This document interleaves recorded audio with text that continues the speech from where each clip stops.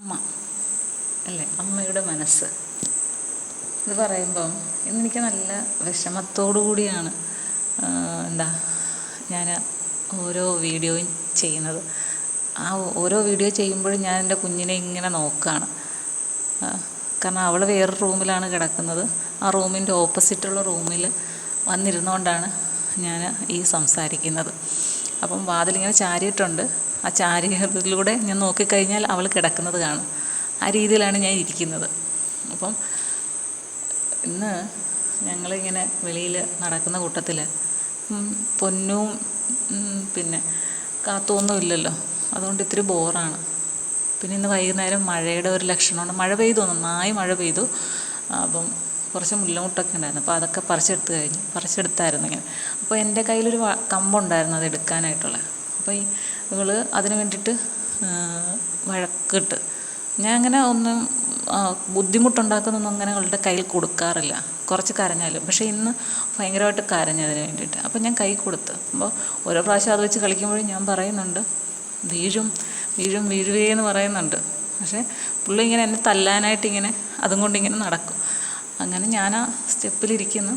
അതുകൊണ്ട് വന്ന് പുള്ളി ഒരു ആയത്തിൽ അതിനെ ആ കമ്പിങ്ങനെ വളച്ചപ്പം ബലം കൂടുതൽ ചെന്നിട്ട് ആ കമ്പിങ്ങനെ വളഞ്ഞപ്പം ഈ നമ്മുടെ പടിയും ഈ കമ്പും കൂടെ ഇങ്ങോട്ട് പ്രസ്സായിട്ട് അവൾ ആ ബലം കൊടുത്തപ്പോൾ ആ കമ്പ് നന്നായിട്ട് വളഞ്ഞപ്പം ആ പ്രഷർ മുഴുവൻ ഇട്ട് ഇവൾ തറയിലോട്ട് വീണ്.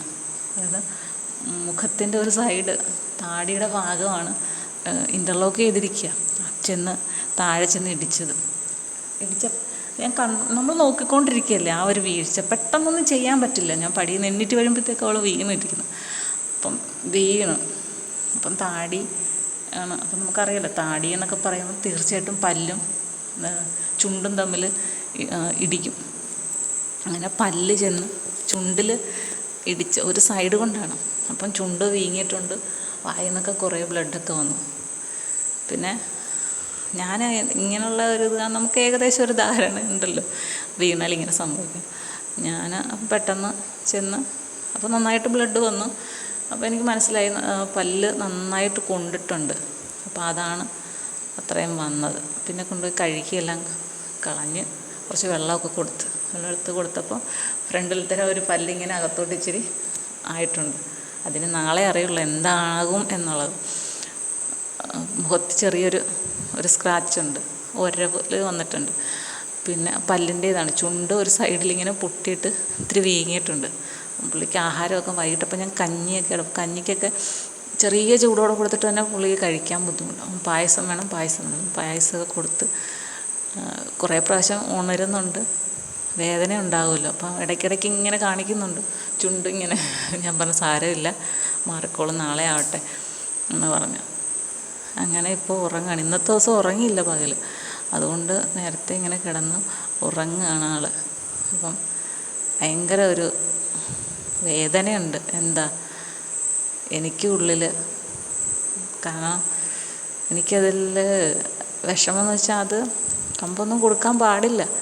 അപ്പം അവളുടെ കരച്ചിലിന് ഞാനങ്ങ് ആ നിർബന്ധത്തിന് കൊടുത്തത് കൊണ്ടാണ് ഇങ്ങനൊരു സംഭവം ഉണ്ടായത്. അപ്പം അതിൽ എനിക്കൊരു പങ്കുണ്ട്. ആ ഒരു വേദന എൻ്റെ ഉള്ളിൽ കിടക്കുകയാണ്. ഞാൻ തന്നെ അതിന് കാരണമല്ല. ഞാൻ അങ്ങനെ കൊടുക്കാറില്ല. അപ്പോൾ ഞാൻ വഴക്ക് പറയും. അങ്ങനെ ഇച്ചിരി സ്ട്രിക്റ്റായിട്ട് നിൽക്കുന്ന ആളാണ് ഞാൻ. പക്ഷേ ഇന്ന് ഞാൻ കുറച്ച് നേരം ആ കമ്പ് കൊണ്ട് അങ്ങോട്ടും ഇങ്ങോട്ടും നടന്നു കഴിയുമ്പോൾ ഇങ്ങനെ വാങ്ങിക്കാം എന്തെങ്കിലും പറഞ്ഞ് എന്ന് കരുതിയിട്ടാണ് കൊടുത്തത്. അത് അബദ്ധമായിപ്പോയി.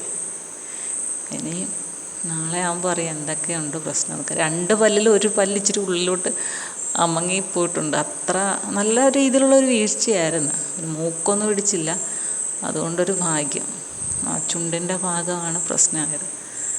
അപ്പം അതൊരു വലിയ വേദനയായിട്ട് ഇങ്ങനെ ഇരിക്കുകയാണ്. എന്താകുമോ നാളെ? കാരണം ഇന്നറിയത്തില്ലല്ലോ, നാളെയല്ലേ എൻ്റെ ഒരു പൂർണ്ണമായിട്ടുള്ള ഒരു ഇതറിയത്തുള്ളൂ. രാവിലെ ആകുമ്പോൾ ആ ഒരു വേദനയിൽ ഇങ്ങനെ ഇരിക്കുകയാണ്.